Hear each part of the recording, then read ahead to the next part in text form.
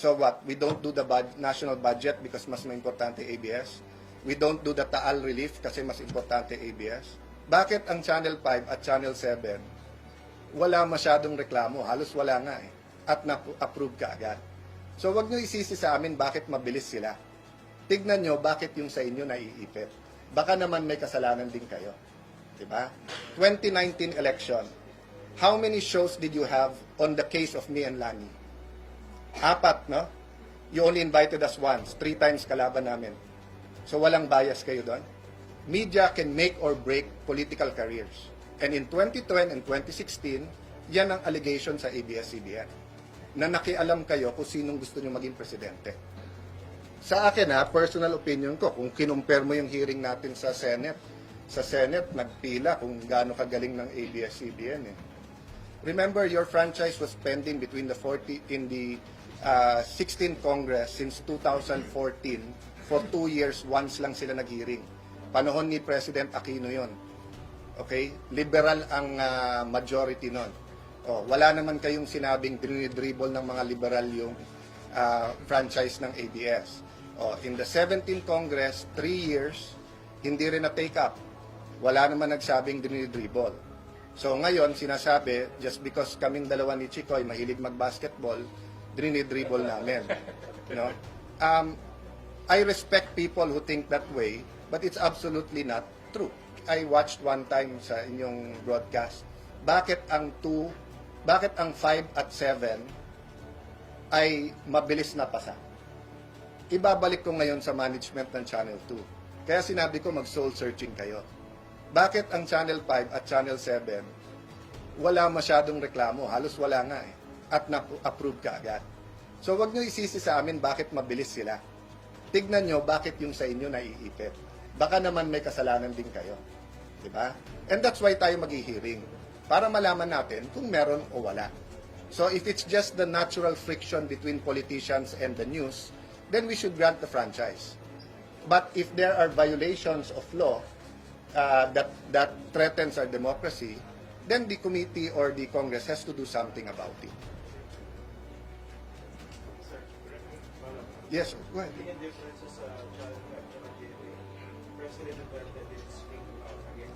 Yes, why didn't he speak out? Why didn't he speak out against them? Because he didn't think they were biased.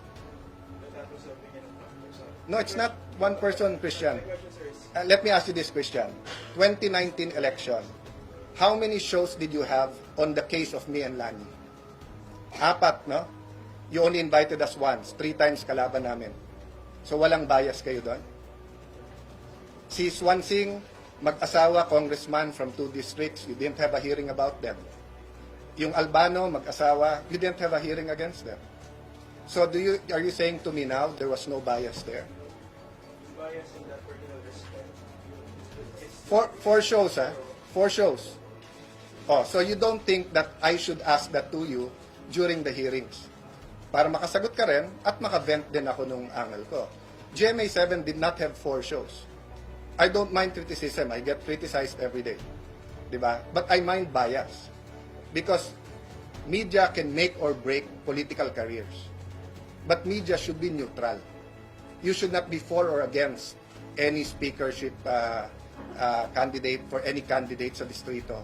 You should not have presidential candidates. And in 2010 and 2016, yan ang allegation sa ABS CBN. Na nakialam kayo kung sinong gusto nyo maging presidente. Well, regarding Attorney Gadon's petition, I've appealed to the anti-ABS na if you think ABS was unfair at certain points in history, let's not be unfair to them now. Let's have a hearing and let's throw the accusations directly to them and let them answer. So it makes no sense that if you're accusing someone of being unfair, then you be unfair to them. Diba? So sa akin, pinakiusap ko sa ating kababayan, please don't stop us from doing our job.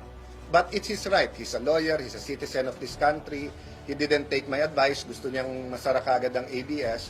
But until the Supreme Court tells us that we should stop, and I don't think they will, because it's our it's part of our congressional responsibilities and duties and constitutional mandate to look into and grant franchises, no? So, siyempre, pag sinabi ng Supreme Court na bawal yung ginawa ng Congress, ibang usapan yon. But until that point in time, Attorney Gadon has one opinion of in 110 million Filipinos, and we don't share his opinion. Anong suggestion ko, interviewin niyo sila in the next few days. Kasi siyempre iba yung context na dito sila tinatanong, kapaligid sa kanilang kongreso. So they might feel that there's an infringement. But I read the NTC letter, and especially the answer of Secretary Guevara, very clear. An applicant who has previously granted the franchise by Congress could be considered a qualified applicant within the purview of the MC and could accordingly be issued a provisional authority to operate, subject to Congress' eventual disposition of the franchise renewal bill. Conclusion.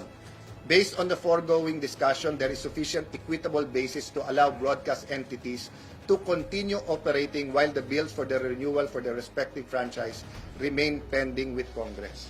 That's why nga, to allay any fears, if it is an attack on ABS CBN or on the franchise, what the committee will do is simply deny, sarado ang ABS CBN.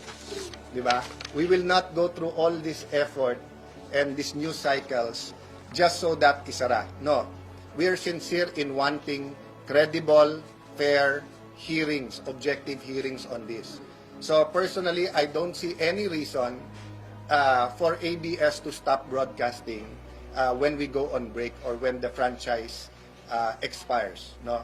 Until may final disposition nila, meaning granted o hindi granted yung bagong franchise.